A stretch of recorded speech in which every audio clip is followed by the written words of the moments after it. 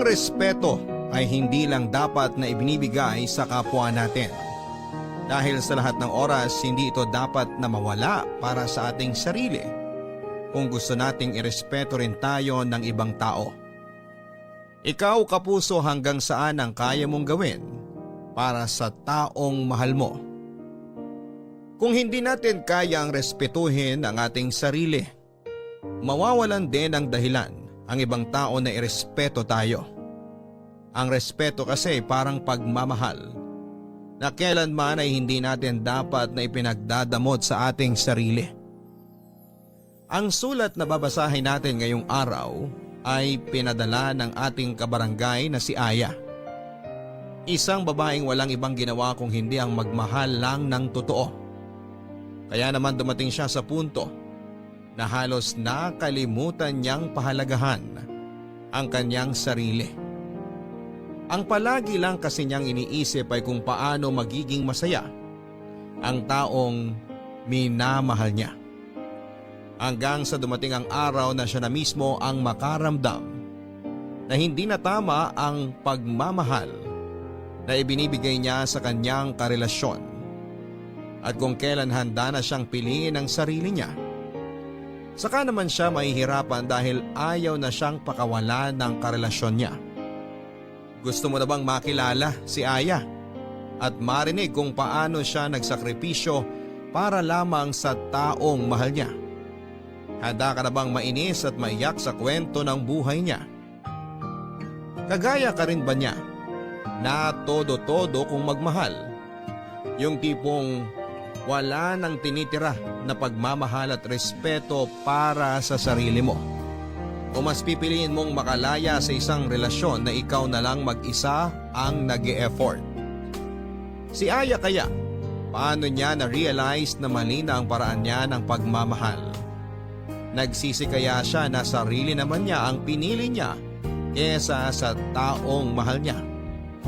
Malalaman natin ang landas na pinili niya dito sa mga kwento ng pag-ibig, buhay at pag-asa sa nangungunang Barangay Love Stories. Dear Papa Dudut, kapag nagmahal tayo ng ibang tao ay hindi natin sila dapat na minamahal ng higit pa sa ating sarili. Dahil pwedeng unti-unti nating makalimutan na irespeto ang sarili natin kapag sinimulan na nating paikutin ang ating mundo sa ibang tao. Magandang araw Papa Dudut at sa mga kagaya ko na palaging nakikinig sa live stream ng inyong programang Barangay Love Stories. Itago niyo na lamang po ako sa pangalang Aya. 25 years old, taga Negros Occidental at nagnenegosyo ng mga beauty product. Matagal niyo na rin po akong tagapakinig at dahil halos lahat ng kwentong inyong iniere ay talaga namang nakapag-iiwan ng malaking aral sa buhay. At dahil alam ko na may aral din itong kwento ng buhay ko ay naisipan ko na itong ibahagi sa inyo. Nasa first year college ako Papa Dudut nang makilala ko si Jed. Magkaiba kami ng kurso pero may ilang subject na magkaklase kami. Madalas siyang tumatabi sa akin kaya naging close din talaga kaming dalawa. Hanggang sa niligawan na niya ako at sinagot ko rin naman siya bago matapos ang second semester namin sa first year. Siya kasi talaga yung tipo ng lalaki Papa Dudut na matangkad, gwapo at active sa mga sport activity. Kaya hindi ko na rin pinatagal noon ang panliligaw niya sa akin. At dahil hindi pa pwede kay mama na mag-boyfriend ako, pinakilala ko lang si Jed noon bilang kaibigan at kaklase ko. Mabait namang boyfriend si Jed, makulit siya at palabiro kaya tumagal din ang halos 2 taon noon ang relasyon namin Papa Dudut.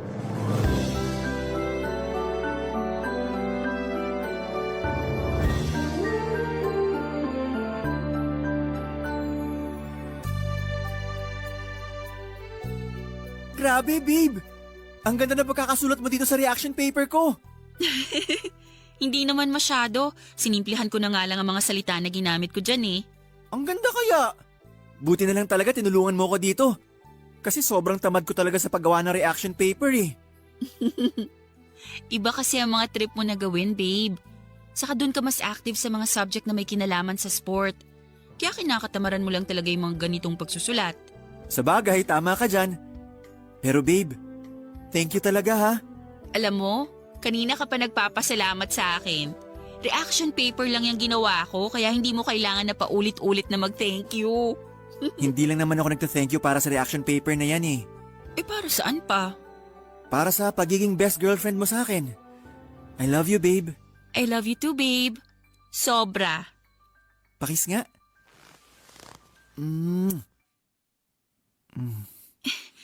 Babe, sandali lang. Bakit?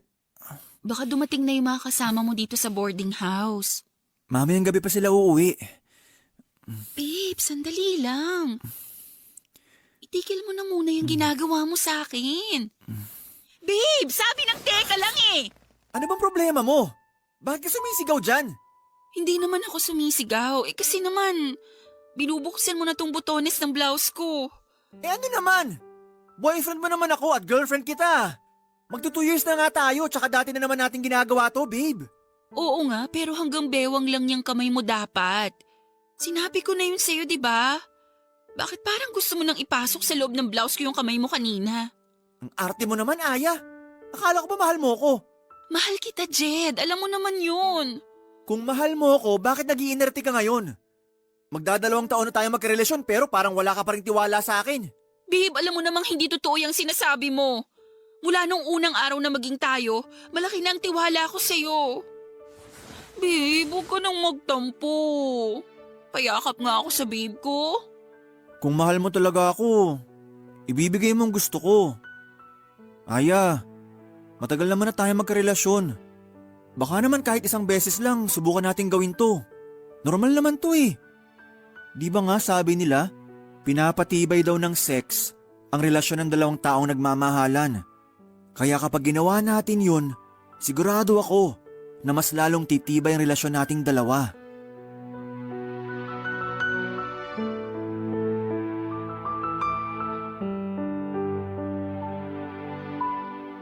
Papadudod sinubukan ko pang tumanggi sa gustong mangyari ni Jed ng araw na yon. Pero tuluyan na rin akong bumigay at sinuko ang aking bataan sa kauna-unahang lalaking tinibok ng puso ko. At pagkatapos naming gawin ni Jed ang bagay na yon, mas naramdaman ko ang pagmamahal niya para sa akin. Siguro kasi nag-iba rin ang higpit ng yakap niya sa akin ng mga oras na yon. At kita ko sa mukha niya na sobrang natuwa siya dahil binigay ko na ang matagal na niyang hinihingi sa akin. Ang aking buong sarili. Ang sabi ni Jed ay isang beses lang naming gagawin yon, Papa Dudut. Isang beses lang kaming magsisiping dahil gusto niya lang daw talagang mas pagtibayin ito ang relasyon naming dalawa. Kaya lang sa tuwing magkasama kami sa boarding house niya at walang ibang tao doon kung hindi kaming dalawa lang ay madalas niya akong kinukulit na gawin namin ang bagay na yon. Ayoko na rin sanang ulitin namin yon pero hindi ko siya matanggihan. Lalo na kapag nagtatampo na siya. Kaya ilang beses na rin namin ginawa ang pagsisiping sa boarding house nila o kaya sa mumurahing hotel na pinupuntahan namin. May mga motel kasi siyang alam na tumatanggap ng mga nag-check-in kahit mga estudyante pa lamang o naka-uniform pa. Kaya tuwing monthsary namin ay hindi pwedeng kay Jed na walang mangyayari sa aming dalawa, Papa Dudut. Happy 2nd anniversary, babe! Happy anniversary din, babe. Thank you ah. Kasi pumayag ka na dito tayo sa motel mag-celebrate ng anniversary natin. Syempre naman, request mo to eh. Sa kabuti na lang din, isa lang ang klase ko ngayon. Kaya mas mahaba ang oras na magkasama tayong dalawa. Babe, sana hindi ka magsawa sa akin ha. Bakit naman ako magsasawa sa'yo? Eh mahal na mahal kita. Wala lang, natatakot lang ako na mapagaya tayo sa iba na pagkatapos ng ilang beses na may nangyari sa kanila, bigla na lang silang naghihiwalay. Huwag kang mag-alala. Hindi ako kagaya ng mga nababasa mo sa pocketbook o napapanood mo sa teleserye. Na pagkatapos makuha ang gusto niya sa isang babae, bigla na lang mangiiwan sa ere. Ang tagal na kaya nating dalawa. At sigurado na ako na ikaw na talaga ang babaeng gusto kong pakasalan at makasama sa habang buhay. Talaga, babe? Oo, mahal na mahal kita eh. Ako rin. Sobrang mahal kita, babe. Yan ang gusto ko sa'yo eh. Yung palagi ko naririnig kung gaano mo ako kamahal. Basta babe, magtiwala ka lang sa akin ha. Promise, hindi ako mawawala sa buhay mo. Ang sarap naman pakinggan nun, babe. Pakiramdam ko tuloy. Sobra mo talaga akong mahal. Yun ang totoo babe. At hindi na magbabago yun kahit kailan. Kiss ko nga yung maganda kong babe. Ay, teka. Oh, Munti ko na makalimutan to. babe, ano yung ginagawa mo? Lagay ko lang tong cellphone ko dito malapit sa atin. Pero bakit? Kasi gusto ko makuna ng video tong gagawin natin.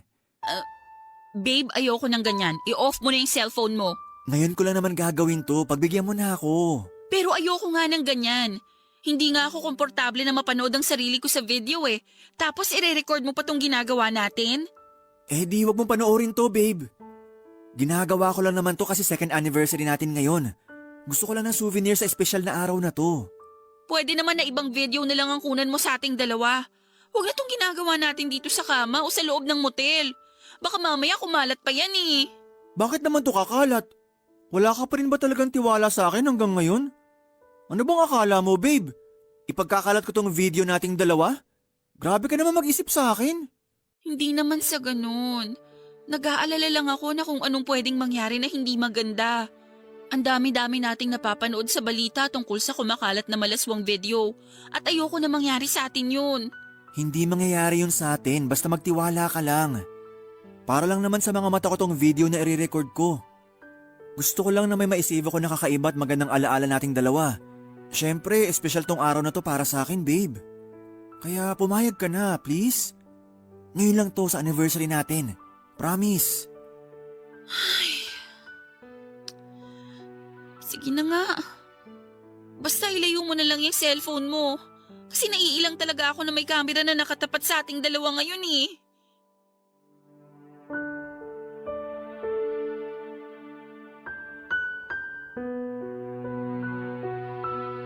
Papadudot, ayoko talagang gawin yon, kaya lang ayoko rin na mag-away pa kami ni Jed sa second anniversary naming dalawa. Kaya naman kahit naiilang talaga ako ay hinayaan ko na lamang na i-record ng cellphone niya na nasa malapit lang sa amin ang ginagawa naming pagsisiping. Kaya lang hindi rin ako kontento doon si Jed. Kinuha niya rin ang cellphone na yon at hawak niya yon habang nire-record ng malapitan ang ginagawa naming kalaswaan noon. Sobrang naiilang at nahihirapan akong kumilos noon. Pero dahil gusto ko siyang pagbigyan ay naging sunod-sunuran na lamang ako sa lahat ng gusto niyang mangyari ng araw na yon. Kahit labag pa yon sa kalooban ko. Ang totoo, Papa Dudut, ay lumaki ako sa medyo konserbatibong pamilya. Wala na akong papa at tanging si mama na lamang ang nag-aalaga sa aming 4 na babaeng magkakapatid. Pangalawa ko sa aming 4 at nagtatrabaho na noon sa abroad ng ate ko. Hindi naman naging mahigpit sa pag-aalaga at pagpapalaki sa aming magkakapatid ng mama ko. Pero hindi siya nagkulang sa pagpapaalala sa amin na maging maingat kami sa aming mga sarili. At sana raw ay huwag naming hayaan na makagawa kami ng pwede naming ikapahamak. Alam ko naman na mali talaga na hinayaan ko si Jed na kuhanan ng video ang ginagawa naming kalaswaan. Pero malaki kasi ang tiwala ko sa kanya. Pinanghawakan ko ang pangako niya na hindi niya yon sisirain. Hindi porke madalas nating kasama ang isang tao ang ibig sabihin ay lubusan na natin silang kakilala. Dahil ang ugali ng tao ay parang panahon na anumang oras ay pwedeng bigla na lang magbago. Yun ang sabi nila, Papa Dudut, na napatunayan kong totoo dahil sa biglang pagbabago ng ugali ng boyfriend kong si Jed. Nasa first semester na kami sa 4th year noon nang maging mainitin ang ulo niya. Madalas na malate lang ako ng konti sa date namin ay sinisigawan na kaagad niya ako o nagwo-walk out siya. May mga oras din na nakapagbibitaw siya ng masamang salita sa akin. O kaya ay minumura niya lang ako bigla kahit pa sa harapan ng maraming tao kapag nababadtrip siya.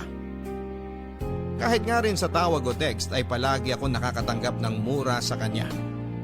Naging madalas din ang pagsiselos niya kahit makita niya lang na may kausap akong lalaking kaklase ko.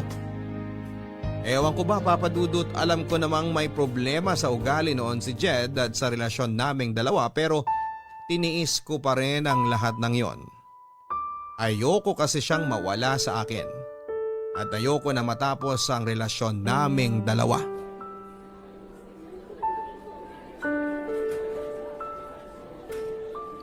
Halika! Halika dito! Aray ko! Aray!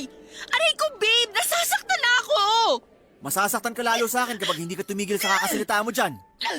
Bitiwan mo nga kasi yung braso ko! Hindi naman ako lalayo sa'yo! O ayan, Aray! Hindi mo naman ako kailangang itulak! alam mo ikaw, ang arte-arte mo. Binitawan lang kita tapos sasabihin mo na tinulak na kita. Ano na naman ba kasing problema mo at parang sa akin mo binubunton niyang init ng ulo mo? Hindi ko binubunton sa iyo ang init ng ulo ko. Dahil ikaw mismo nagpapakulo ng dugo ko ngayon sa galit. Ano na naman bang ginawa ko sa'yo? Ano, Aya? Maang-maangan ka na naman talaga dyan? Jed naman eh. Sabihin mo na lang kasi sa akin kung ano man yung kinakagalit mo. Para hindi na ako naguguluhan dito. Ang galing mo rin talaga umarte, no? Akala mo ba hindi kita nakita kanina sa kantin? Nakikipagharutan ka kay Albert. Ako? Nakikipagharutan sa kanya? Bakit ko naman gagawin yun? Jed, kaya lang naman kami magkasama ni Albert. Kasi kagrupo namin siya ni Tess sa thesis namin. Ayan! Diyan yung nag-uumpisa, di ba? Yung kunwari gagawa kayo ng thesis. Pero ang totoo, naglalandian na kayong dalawa. Saan mo ba napupulot yung mga sinasabi mo na yan? Bakit? Hindi ba totoo? Siyempre hindi. Bakit ko naman gagawin yun? Boyfriend kita. At malaki ang respeto ko sa relasyon nating dalawa. So kapag hindi mo pala ako boyfriend, plano mo talagang landiin yung Albert na yon? Jed naman, ano ba? Saan ba talaga pupunta tong usapan na to? Tapatin mo nga ako, Aya. Type mo si Albert kaya lagi ka nagpapakyut doon, no? Ano na naman ba yung sinasabi mo? Alam mo, hindi na kita maintindihan. Saka yung takbo ng utak mo kasi... Aray ko, Jed! Bakit mo naman ako sinampal? Kasi isang tanong lang ang binigay ko, pero ang dami mo nang sinabi. Aya! Ano ba nangyayari dito? Wala, Tess. May pinag-uusapan lang kami ni Jed. OMG! Bakit dumudugo yan labi mo? Sinakta ka na naman ba ng walang yang to? Pwede ba, Tess? Huwag ka nga makialam sa pag-uusap namin ng girlfriend ko. Hindi ako makikialam kung hindi mo siya sinasaktan. Tess, tama na yan. Hindi naman talaga ako sinaktan ni Jed. Talaga? Hindi? Kahit ang pula ng pisngi mo at may sugat pa yung labi mo? At ikaw naman, Jed, kung gagawin mo lang punching bag tong kaibigan ko, mabuti pa umalis ka na lang dito. Alam mo, Tess, napaka-pakialamera mo talaga. Mabuti pa nga na magsama na lang kayo ng kaibigan mo. Diyan na kayo. Jed, sandali! Hindi pa tayo tapos mag-uusap. Ay, ano ba? Sinaktan ka na nga ng lalaking yan tapos gusto mo pang habulin? Tess naman eh! Bakit kasi nakialam ka pa sa pag-uusap naming dalawa? So ngayon, kasalanan ko pa pala na concerned ako sa'yo. Wow ha? Alam mo, Aya, nakakalimutan mo na yatang tao ka at hindi bagay na tagasalo ng galit, inis o pananakit ng gagong boyfriend mo na yan, ha? Kung mahal mo yung boyfriend mo, huwag mo naman sanang kalimutan na mahalin at irespeto yung sarili mo para lang dyan sa lalaki na yan.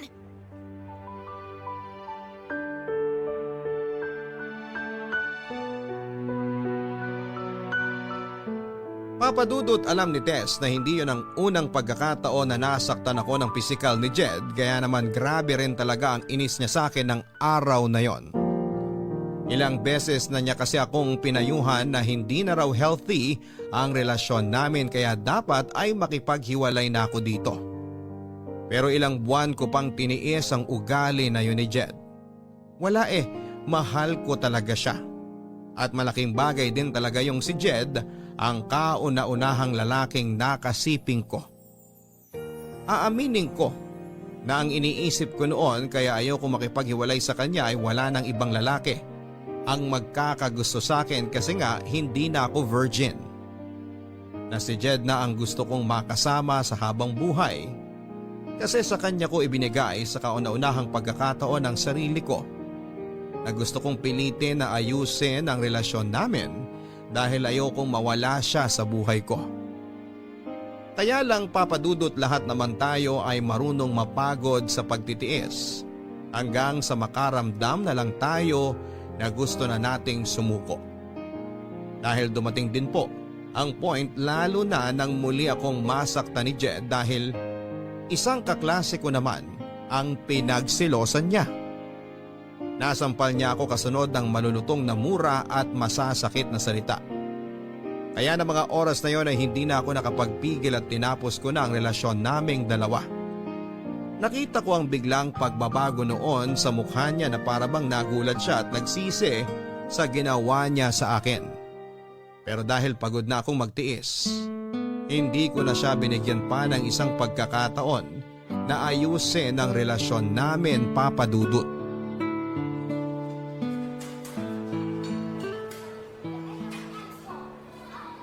Tess, nasan ka na? Sorry ha, traffic kasi dito sa dinaanan ng jeep na sinasakyan ko pero malapit na ako dyan. Okay, si Albert mukhang malilate din kasi ang sabi niya sa text kanina, hindi raw kaagad siya makakaalis ng bahay nila.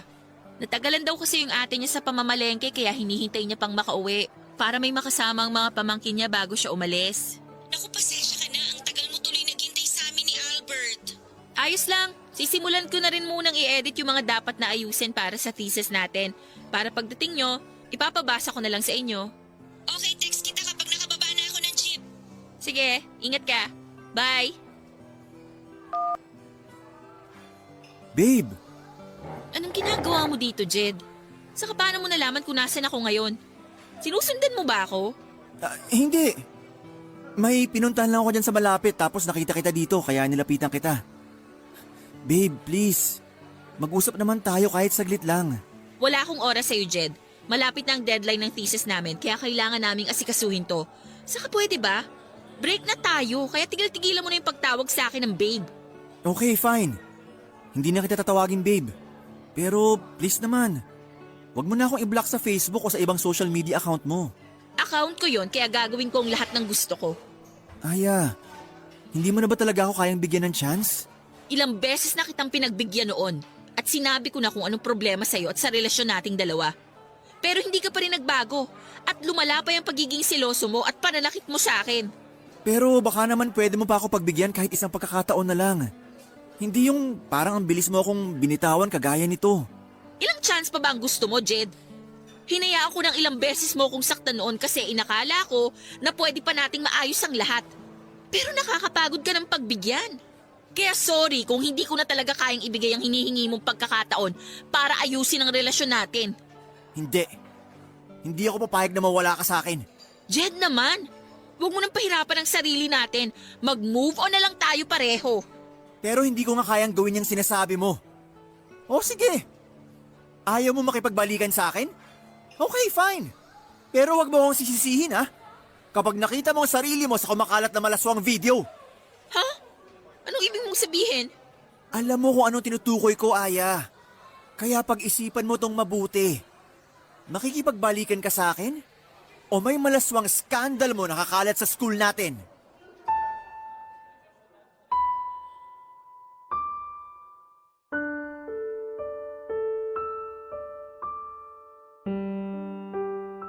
Papadudot, hindi na ako nakasagot sa tanong na yon ni Jed sa akin. Bigla na kasi akong kinabahan. Kaya wala na rin akong makapa na salita noon. Hanggang sa dumating na si Tess na dahilan para bigla nang umalis si Jed sa harapan ko. Gusto pa sana siyang habulin at awayin ni Tess pero sinabi ko sa kanya na hayaan na lang na umalis si Jed. Dahil wala naman siyang ginawang masama sa akin. Hindi ko sinabi kay Tess ang pagbabantang ginawa ni Jed, Papadudut, dahil nahihiya ako na malaman niya na pumayag ako sa pagbivideo na gusto ni Jed noon. Pero napansin niya na may gumugulo sa isipan ko ng mga oras na yon. Nang tanungin niya ako tungkol doon ay sinabi ko na wala lang yon, kaya huwag na akong alalahanin pa. At nang dumating ang isa pa naming kagrupo sa thesis na si Albert ay pinilit ko ang sarili ko na mag-focus sa dapat naming gawin at pag-usapan na tatlo. Sobrang hirap papadudot dahil sobrang nag-aalala ako na baka totohanin ni Jed ang pagbabanta na ginawa niya sa akin ng araw na yon.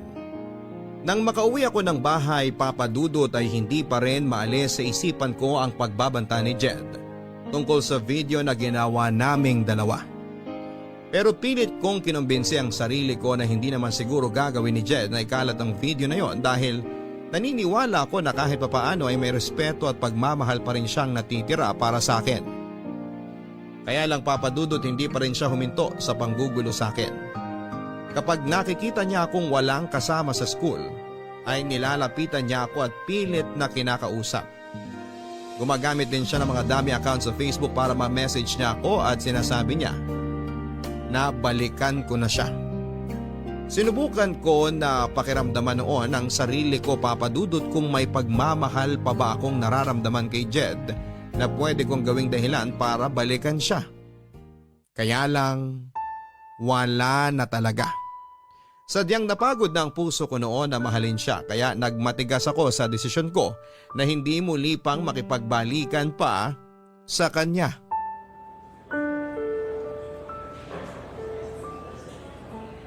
Hello, sino to? Hi babe! Kumusta? Jed, ikaw na naman? Oh, teka. Relax ka lang babe.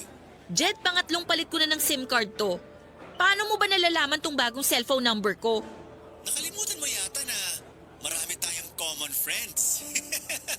Ewan ko sa'yo. Wala naman tayong dapat pag-usapan kaya ibababa ko na tong... Oops! Huwag mong ibababa tong tawag. Dahil kung hindi, magsisisi ka talaga. Matagal na akong nagsisi at yun yung araw na hinayaan kong pumasok ka sa buhay ko. Grabe ka naman, Aya. Kung makapagsalita ka, parang hindi kita napaligaya sa kama. Pwede ba? Kung mambabastos ka lang, humanap ka na ng ibang kakausapin mo kasi wala akong panahon sa'yo. Ikaw nga ang gusto kong kausap. Kasi nami-miss na kita, babe. Kaya bumalik ka na sa akin.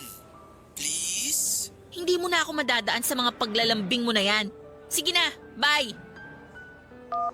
Buwisit talaga yung lalaki na yun kahit kailan. Aya, nandito ka lang pala sa kantin. Kanina pa kita hinahanap. Bakit hindi ka na lang nag-text para itanong kung nasan ako? Ay, oo nga no. Bakit ba hindi ko naisip yan kanina? Sorry ha, sobrang natataranta kasi ako sa paghahanap ko sa iyo eh. Okay lang, Tess. Pero bakit ganyan ang mukha mo? Para kang nag-aalala na hindi ko maintindihan. OMG, ibig sabihin hindi mo pa talaga napanood? Ha? Ang alin ba? Yung ano... ano kasi? Tess, ayusin mo hayang sinasabi mo. Mas lalo kitang hindi naiintindihan eh.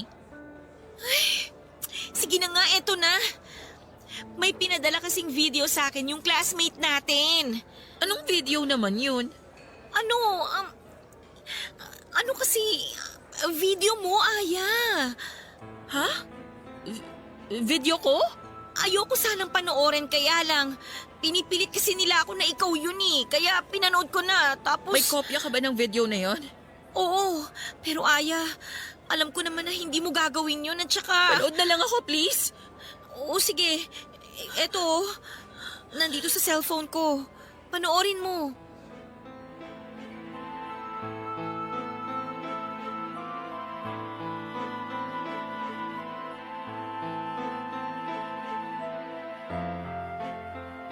Halos maiyak ako nang makita ko ang sarili ko sa video na pinapanood sa akin ni Tess Papadudut. Tinotoo pala talaga ni Jed ang ginawa niyang pagbabanta sa akin na ipagkakalat niya ang video ko. Ang malaswang video na kinuhanan ni Jed noong magkasama kaming dalawa sa isang motel. Kaya lang sa video na yon, Papadudut, halos mukha at katawang ko lang ang kita dahil edited na yon. At pakiramdam ko noon ay bigla na lang akong pinagtinginan sa loob ng kantin at pinagbubulungan kahit naka-earphone naman ako ng mga oras na yon. Bigla tuloy akong umalis ng kantin at pumunta na lamang sa may likod ng gym kung saan ay sinundan naman ako ni Tess. At dahil itinuring ko siyang totoong kaibigan ay pinagtapat ko na sa kanya noon na ako talaga ang nasa malaswang scandal na yon. At si Jed pa ang kumuha ng video. Sinabi niya na kailangan daw na magsumbong na ako sa mga pulis para maaksyonan daw ang ginawa sa akin ni Jed. Pero syempre hindi ako sumang-ayon, Papa Dudut, dahil una sa lahat, ayokong malaman ni Mama ang ginawa kong kalaswaan, Papa Dudut.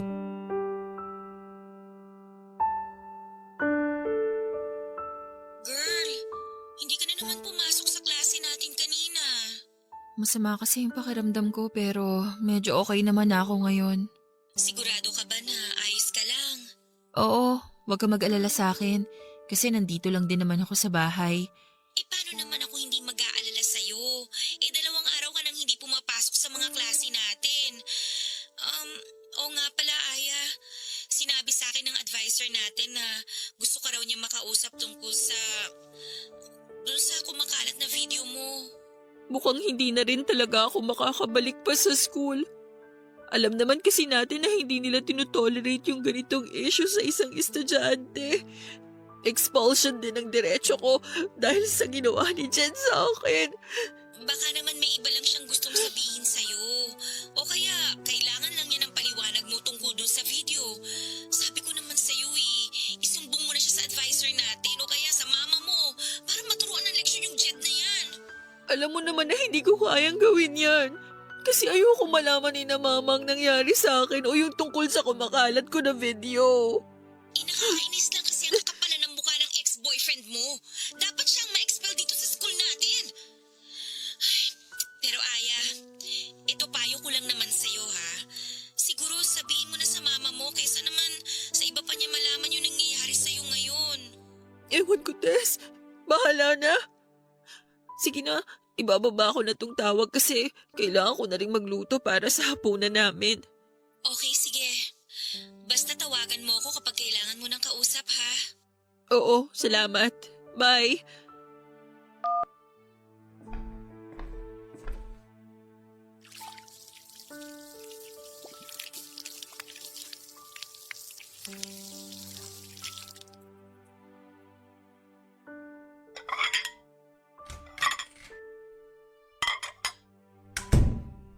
Aya? Aya, nasan ka? Ma, bakit po? Magluluto pa lang po sana ako. Magtapat ka nga sa akin. Ikaw ba to? Oh, Ma, sino pong nag-send ng video na yan sa cellphone niyo? sabihin mo sa akin. Hindi naman ikaw to, di ba? Kamukha mo lang tong babaeng nasa malaswang video na to. Alam ko na hindi ikaw to kasi hindi mo magagawa ang bagay na to. Aya, sumagot ka! Sabihin mo sa akin na hindi ikaw to. Nakahawig mo lang tong babae kasi sigurado ako na hindi mo naman kayang gawin to, hindi ba? Hindi ba tama ako? Tama ako na mali ang mga kapitbahay natin sa chinichismis nila tungkol sa'yo? Sabihin mo sa akin na hindi sila nagsasabi ng... I'm sorry. Sorry po. Sorry po, Mama. Bakit ka nagsasorry? Aya, huwag mo sabihin na ikaw talaga tong nasa malaswang video na to. Opo, Mama. Ako po, pero hindi ko naman po ginusto. Hindi kang babae ka! Paano mo nagawa to sa sarili mo?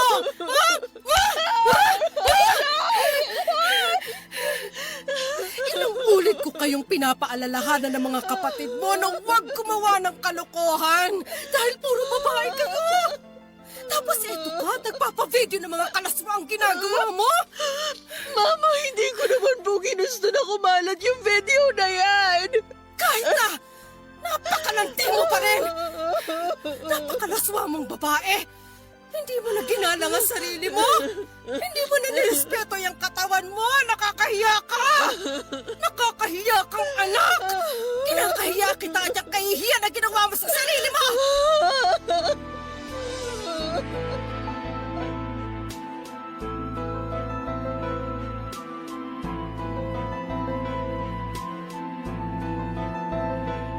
Papadudot yon ang kauna-unahang pagkakataon na nasaktan ako ni Mama ng pisikal at mapagsabihan ng masasakit na salita. Hindi ko naman siya masisisi dahil sobra kong sinira ang tiwala niya. Sinubukan ko siyang yakapin habang paulit-ulit akong humihingi ng tawad sa kanya. Pero pilit niya lang akong tinutulak hanggang sasabihin niya na huwag na raw akong lalabas ng bahay dahil kinakahiya niya raw na may anak siyang malaswa ang pag-uugali. Doon ko nalaman, Papa Dudut, na hindi lang pala sa mga kaklase ko si Nen ni Jed ang skandal ko, kung hindi pati na rin sa mga pinsang ko na nakilala niya noon. Kaya kumalat na rin yon pati na sa iba pa naming kamag-anak at pati na rin sa mga kapitbahay namin. Pinagkalat niya ang video ko gamit ang kanyang dummy account sa Facebook. Sinubukan kong tawagan si Jed pero hindi na niya sinasagot ang tawag ko. Gusto ko kasing makiusap sa kanya na hinto na niya ang ginagawa niyang pagpapakalat ng video.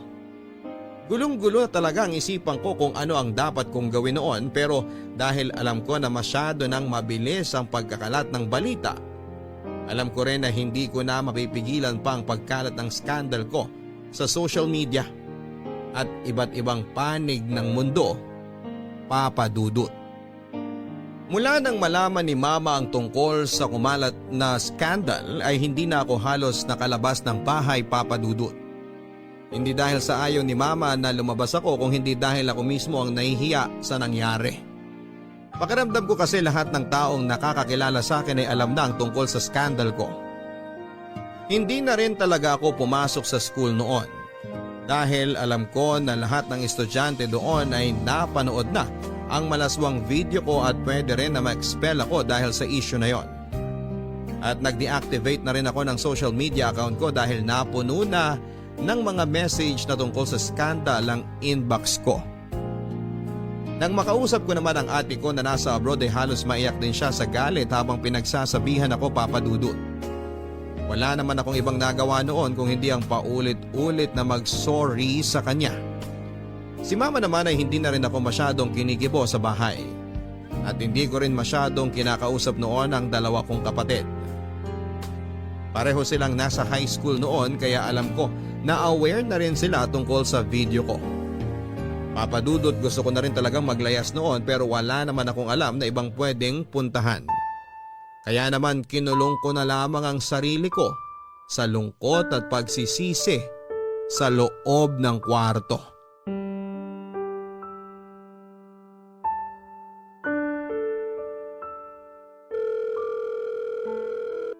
Sagutin mo na yung tawag ko, please. Oh, babe! Napatawag ka! Na-miss mo ako?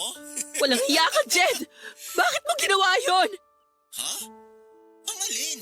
Huwag ka nang mag-deny dyan. Alam ko naman na alam mo kung anong tinutukoy ko. Ah! Yung tungkol ba to sa scandal mo? In fairness, babe sexy mo dun. Parang sarap na sarap ka habang nakikipag-ano ka sa video na yun. Napakasama mo talaga, Jed! Oh, bakit? Anong masama sa sinabi ko? Totoo naman, diba? Ang lakas kaya ng ungol mo dun sa video. Ikaw naman kasi, babe. Bakit ka naman kasi pumayag na magpakuha ng video? Ayun tuloy. Napanood na ng ibang tao kung gaano ka kahilig sa sex. Tigilan mo na nga yung pagtawag sa akin ng babe! Ang kapal din naman talaga ng mukha mo na sabihin sa akin yan! Alam ko naman na ikaw ang nagpakalat ng video ko na yon! Oh, teka lang. Hinay-hinay ka sa pagbibintang mo. Kasi wala ka namang katibayan dyan. Ang kapal talaga ng mukha mo na magbaang-baang pa dyan! Bakit? Totoo naman hindi ko nga alam kung ako ba talaga kasama mo dun sa video eh. Jed, pwede ba?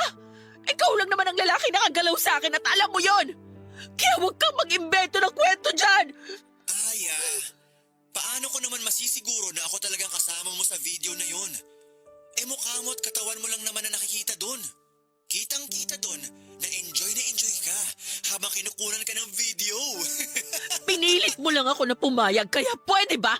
Tigilan mo na yung pag-iimbento mo ng kwento! Kung napilitan ka lang talaga, bakit ang lakas ng ungol mo dun sa video? Hindi ba dapat nagpupumiglas ka? Sumisigaw ka ng, tama na po, huwag niyo na po akong kunan ng video. Pero hindi yun ang sinasabi mo sa video, Aya. Sarap na sarap ka habang oras na yun. Ano ba talaga gusto mo, Jed? Bakit mo ginagawa mo to sa akin? Alam mo naman ang gusto ko, Aya. Ang bumalik ka sa akin. Pero ang arte mo lang masyado eh. Kaya pinaparusahan kita. Wala naman akong kasalanan sa'yo. Tinapos ko naman ang maayos ang relasyon nating dalawa at sinabi ko sa iyong dahilan kung bakit ayoko na. Ah, ayaw mo na talaga? Ganun na lang talaga yon? Oo nga pala, may naalala ako. Ikaw, naaalala mo pa ba? Yung nakaluhod ka? Habang nakatutok yung cellphone ko sa'yo? Hindi ko pa pala yun nasisend sa mga kaibigan natin o kamag-anak mo. Dahil gusto kong pagsawaan mo ng panoorin yun bago ko ipasa sa kanila. Jed, please! Itigil mo na to! Maawa ka naman sa akin. Halos itakwil na ako ni Mama nang dahil sa video na pinakalat mo. Hala, talaga? Sorry hindi ko alam eh. Pero sige, hindi ko na ikakalat yung video na nakaluhod ka. Sa isang kondisyon, pumunta ka sa lugar na i-text ko sa'yo.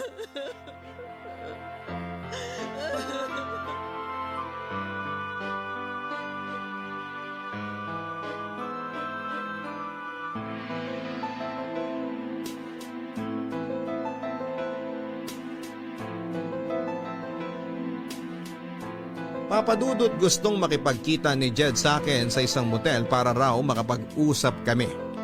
Pero hindi ako pumayag dahil alam ko naman ang gusto niya talagang mangyari noon. Sinabi ko sa kanya na hindi na ako babalik pa talaga sa kanya at hindi na ako papayag na may mangyari pa sa aming dalawa. Hindi na rin ako nakapagpigil at nailabas ko na ang lahat ng sama ng loob ko sa kanya. Mula sa pagiging seloso niya, mapanakit na boyfriend hanggang sa pagkawala ng pagmamahal na dati kong nararamdaman para sa kanya. Naramdaman ko rin ang galit niya noon sa boses niya at muli akong pinagbantaan na ipagkakalat niya ang isa ko pang malaswang video. Nagtapang-tapangan ako at sinabi ko na hindi ako natatakot sa kanya. Kaya lang kinagabihan papadudot ay tinawagan ako ni Tess para sabihin na may kumalat na namang bagong video ko. At yun nga yung tinutukoy ni Jed na nakaluhod ako sa harapan niya habang kinukuhanan niya ako ng video.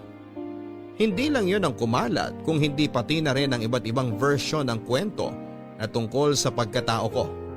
Na iba't ibang lalaki raw ang kasama ko sa video na yon na nagbebenta raw ako ng katawan kaya may ganon ngalaswang video. Na matagal na raw akong hindi nag-aaral dahil pariwara na raw ang buhay ko. At kung ano-ano pang version ng kwento na hindi naman totoo. Nalaman ko yun mismo mula kay Tess, Mama at sa mga kapatid ko. Lalo tuloy akong kinamuhian ni Mama dahil inakala niya na totoo ang mga chismis na yon. Lalo rin akong nagalit noon sa sarili ko.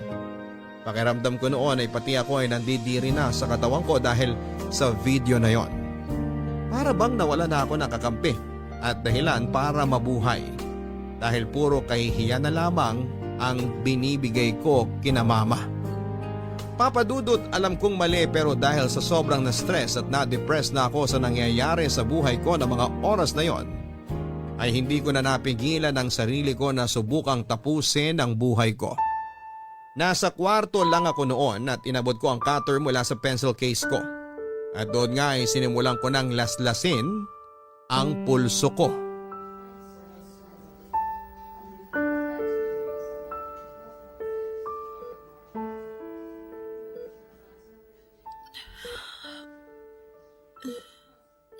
Tess? OMG, Aya! Sa wakas, gising ka na. Nasaan ako? Ano ka ba, girl? Hindi mo ba natatandaan kung anong nangyari sa'yo at anong ginawa mo sa sarili mo? Malabo yung naaalala ko. Basta sobrang sakit ng ulo ko at braso ko ngayon. Ay nako, pinagtangkaan mo lang naman na masama ang sarili mo. Mabuti na lang at naisipan kong dumalaw sa inyo kagabi kasi kung hindi, baka hindi ka katukin ng mama mo sa kwarto mo. At doon nga, nakita ka namin na wala ng malit, duguan yung mga kamay mo. Akala ko, panaginip lang ang lahat. Totoo pa rin pala. Totoong pinakalat palalo ni Jed ang skandal ko. Pero Aya, hindi mo pa rin dapat ginawa yun. Alam mo naman na malaking kasalanan sa Diyos ang pagtangkaan ng masama ang mga sarili natin, di ba? Hindi mo kasi ako naiintindihan. Dahil wala ka sa kinatatayuan ko. At hindi ikaw yung may malaswang video na kumakalat ngayon. Kahit na. Kasalanan pa rin sa Diyos yung ginawa mo. At isa pa, hindi naman matutuldo ka ng problema mo kapag ginawa mo ulit yan. Hindi ka magiging totoong payapa. Kahit kailan hindi naging sagot sa mga problema natin ang pagtangkaan ng masama ang sarili natin. Marami tayong pwedeng gawin para lang maging totoong maayos ang buhay natin. At ang kauna-unahang dapat nating gawin ay ang magpakatatag sa lahat ng pagsubok kagaya ng dumating sa'yo. Alam ko naman yun. At nagsisisi naman talaga ako sa ginawa ko sa sarili ko. Tama si Mama na dapat binigyan ko ng respeto ang sarili ko at katawan ko. Dapat hindi ako pumayag sa lahat ng mga gustong mangyari noon ni Jed. At naiinis lang ako kasi ang tanga-tanga ko. Kasi naging sobrang mahina ako. Yes? Sorry kung natagalan ako sa... Aya? Ay, salamat sa Diyos. Sa wakas nagising ka na. Lalabas po muna ako para magkape, tita. Sige, Iha. Salamat ulit sa pagbabantay sa anak ko, ha? Wala pong anuman, tita. Aya, balik na lang ako mamaya, ah.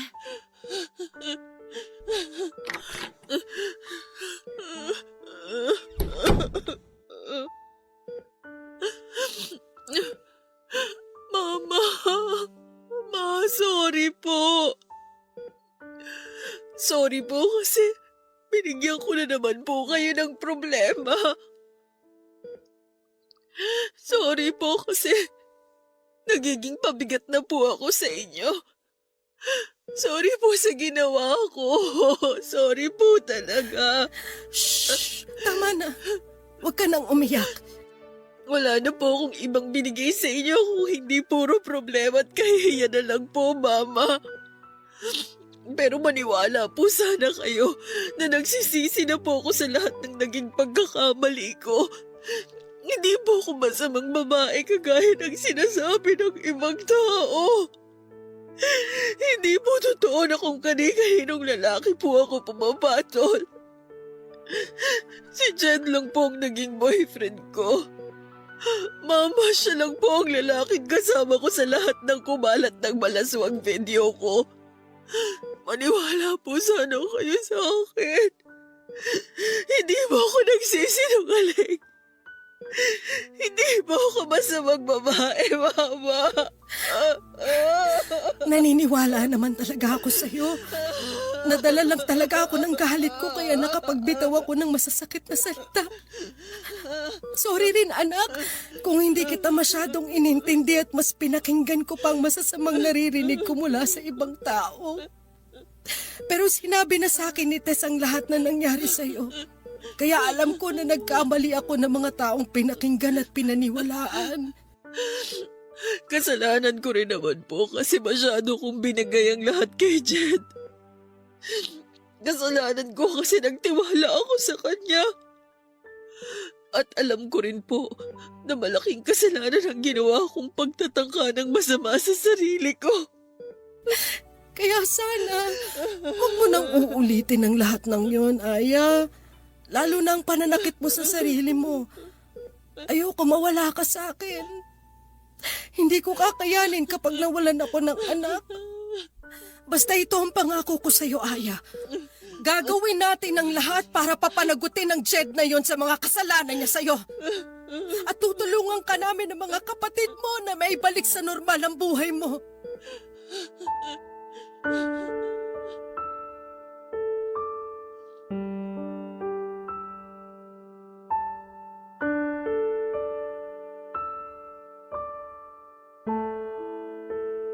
Papadudot nang makalabas ako ng ospital ay naglakas loob na akong sampahan ng kaso si Jed.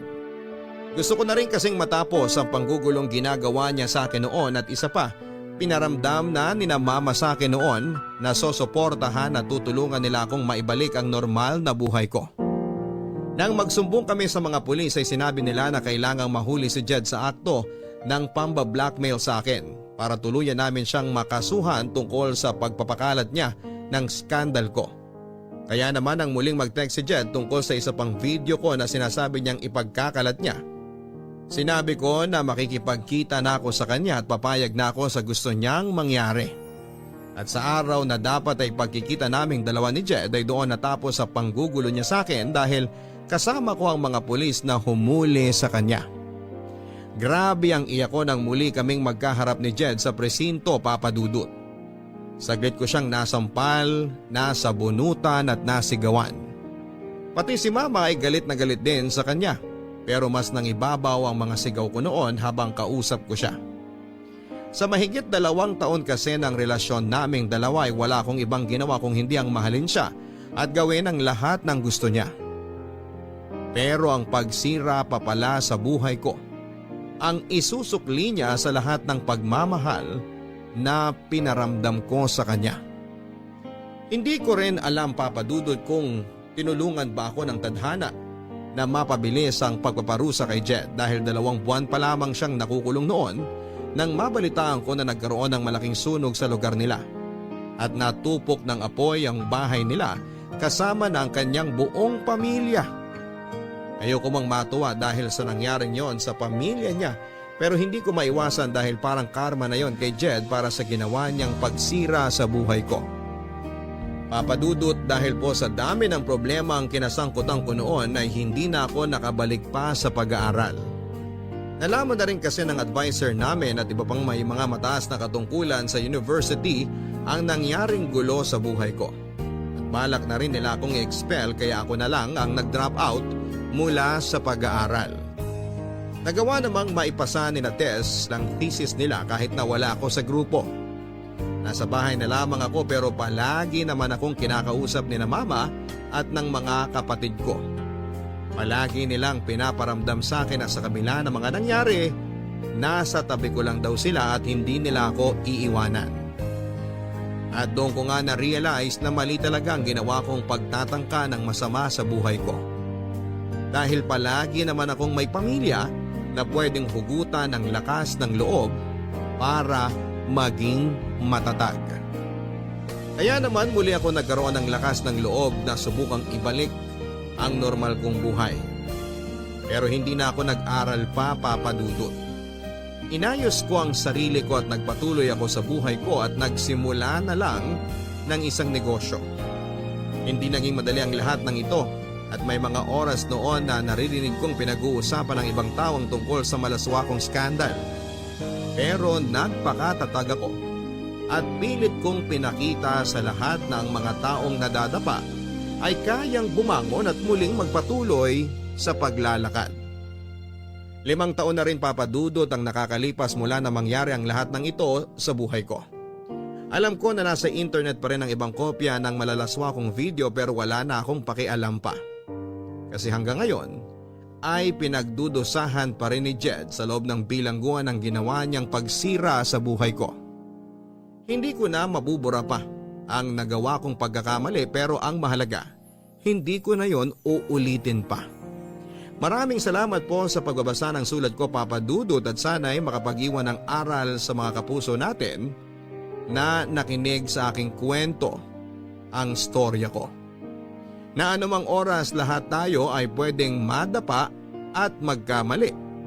Pero palaging may pagkakataon na muling bumangon para lumaban sa hamon ng buhay.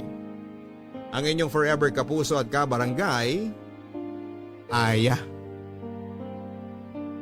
Kapag nagmahal tayo ng ibang tao ay palagi tayong magtitira ng kalahating porsyento o higit pa na pagmamahal para sa ating mga sarili, para hindi mawala ng dahilan ng ibang tao na irespeto tayo. Maraming salamat, Aya, sa pagbabahagi mo ng sulat mo dito sa aming programa. Hindi talaga biro ang pinagdaanan mo sa ginawa sa iyo ng dati mong karelasyon. Yung binigay mo sa kanyang lahat ng tiwala at pagmamahal mo pero ipapahama ka lang pala niya sa huli. Mabuti na lang at may mga tunay kang kaibigan at mga pamilya na hindi ka iniwang nag-iisa. Tama ka sa mga sinabi mo na sila ang dapat mong kinukuhanan ng lakas ng loob sa tuwing pakiramdam mo ay nangihina ka na. Pero sa susunod na maramdaman mo na para bang wala kang kakampi sa mundong ito ay magdasal ka lamang, Aya, no? Magdasal ka at ipararamdam sa iyo ng buong may kapal. Kailanman ay hindi ka nag-iisa dahil kasama mo siya at ang paggabay niya. Mga kapuso, alam naman natin kung ano ang tama sa mali, kaya kahit gaano pa natin kamahal ang isang tao, kung sadyang mali ang ginagawa o pinapagawa niya sa atin, matuto tayong manindigan sa tama at sa sarili nating desisyon. Para sa bandang huli ay hindi tayo mapahamak at wala tayong dapat na pagsisihan.